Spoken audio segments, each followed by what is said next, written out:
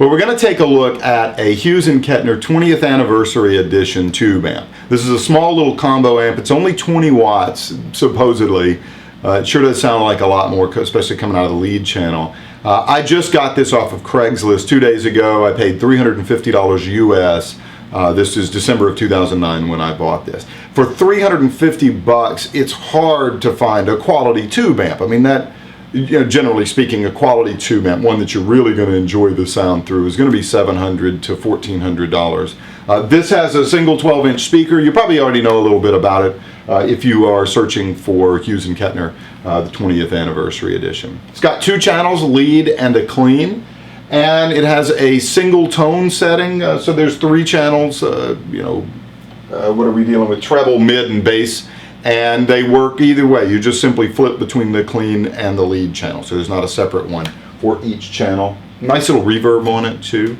So I thought what I would do is just put it through its paces, run it naked. We don't have any effects in the chain.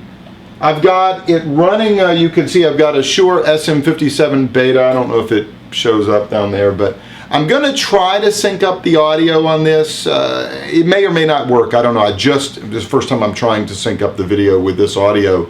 So my thought is I can give you the most accurate representation of the sound. If not, I think the sound's probably going to come across fairly well using just the Rode microphone on the top of the video camera here. So I think we'll just start it with clean. I've got a Fender Stratocaster here. This is an Eric Johnson model, nothing modded about it, just a plain 3 single pickups in it. For this demo, I'm just going to, I'll tell you what my settings are. Treble's about halfway, mid's at about 80%, the bass is all the way up, and I'm probably going to play on about 1 or 2. Remember, it's a 20 watt amp, which would blow out the volume here. Reverb is about maybe 40% on this. That's what I have it turned to. One little note, I have modified this amp a little bit. I got it on Saturday today. This is Monday morning.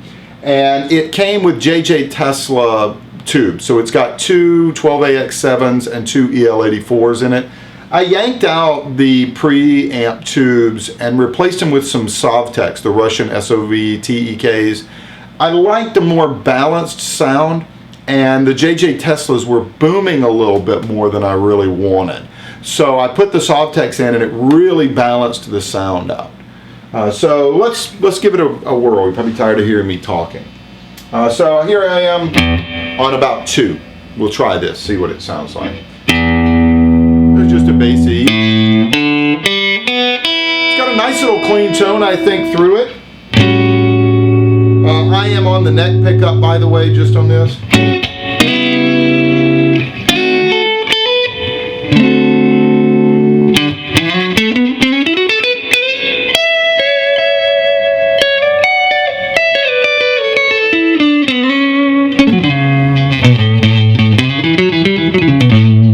Not too boomy. When I originally had the Teslas in there, really that bass pushed through and the top was tinnier.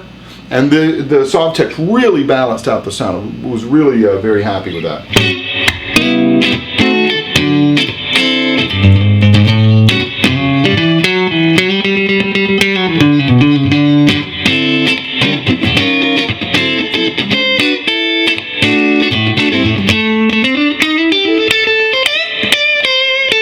So for this particular amp, just to let you know, I really like the Strat sound in the neck pickup. I play a Fender Twin as my normal amp, and I really prefer more of the out-of-phase sound out of the Twin, whereas this one, I drive it with that neck pickup.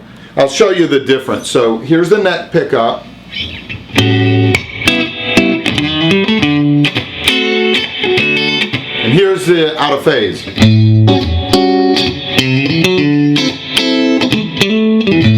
Just a very different sound. That's like almost a compressed feel. Like there does seem to be a lot of compression in this amp. If I had a major complaint about it, it would be that I think it builds too much compression into the sound. I don't know if it's meant to, if it's natural. There's no way to dial it back that I can find. I mean, I've got a compressor. If I want to compress it, I'll throw the compressor in the chain, but That's the only thing. And this is almost like a Roland jazz chorus sound, if you know what that was like. Whereas here,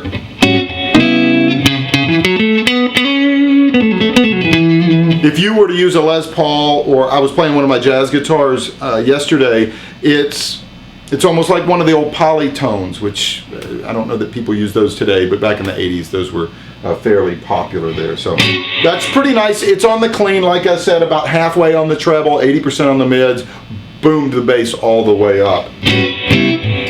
Let's listen to the lead channel here. It does tend to be a little bit noisy when you're switching between. I didn't do it there, of course. So I've got the gain at about 40% here.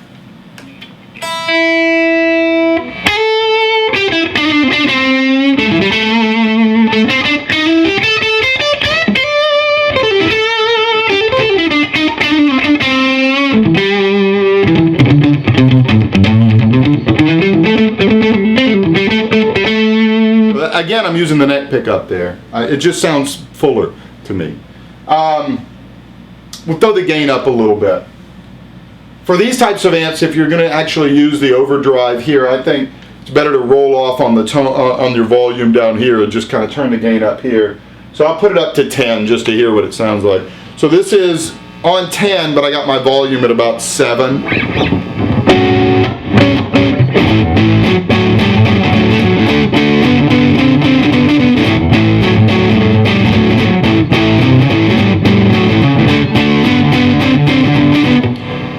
Turn it up a little bit.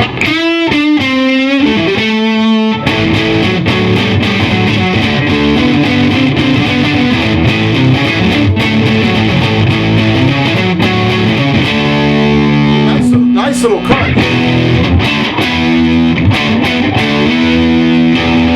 And what I really like about the overdrive channel is up top.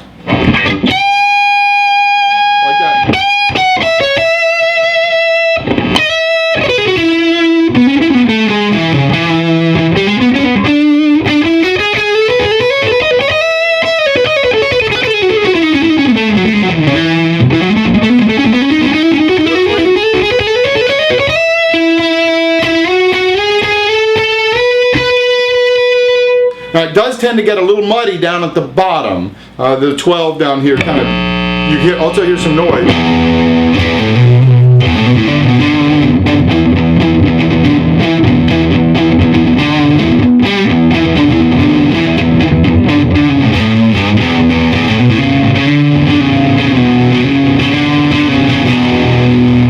So it's got a nice little balanced sound.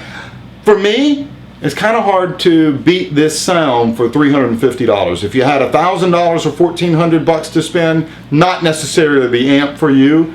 $350 if you can get one for about that price, sold.